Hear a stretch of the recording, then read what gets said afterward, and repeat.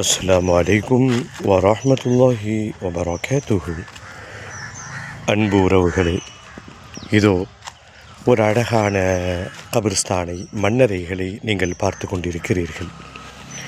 பொதுவாக மனிதர்களுக்கு மரணம் என்றால் பயம் ஏற்படும். அது ஏன் இந்த பயம் ஏற்படுகிறது என்பதை யோசித்தால் அதற்கு பின்னால் பல முக்கியமான காரணங்கள் இருக்கும். இந்த பேச்சை நீங்கள் கேட்டுக்கொண்டே இங்கே அடங்கி இருப்பவர்களை நீங்கள் பாருங்கள்.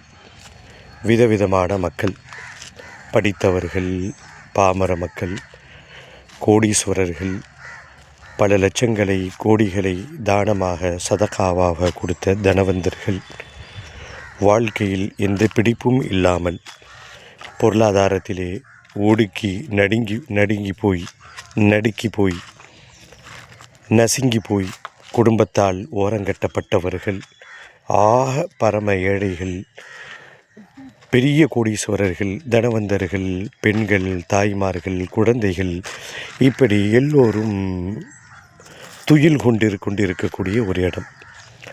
அது என்ன துயில் கொண்டிருக்கிற இடம் என்று நீங்கள் கேட்கலாம். இஸ்லாம் முஸ்லிம்களுக்கு அப்படித்தான் நன்மாராயம் கூறுகிறது. இங்கே அவர்கள் மண்ணறைகளிலே என்ன செய்து கொண்டிருக்கிறார்கள் என்றால், மார்க்கம் மிக தெளிவாக வழிகாட்டுகிறது.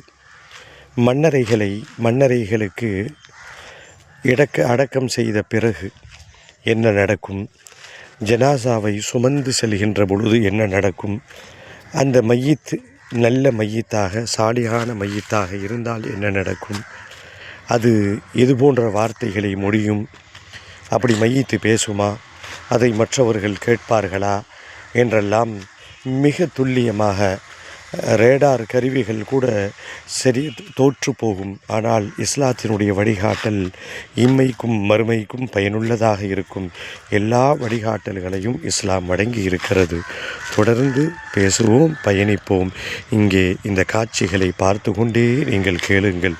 அன்பு உறவுகளே, மனது மெல்லிய மனதாக மாறும், நம் சிந்தனைகள் சீராகும், நம் குணக்கேடுகள் அகலும். தொடர்ந்து பேசுவோம், பயணிப்போம் இன்ஷா அல்லாஹ்.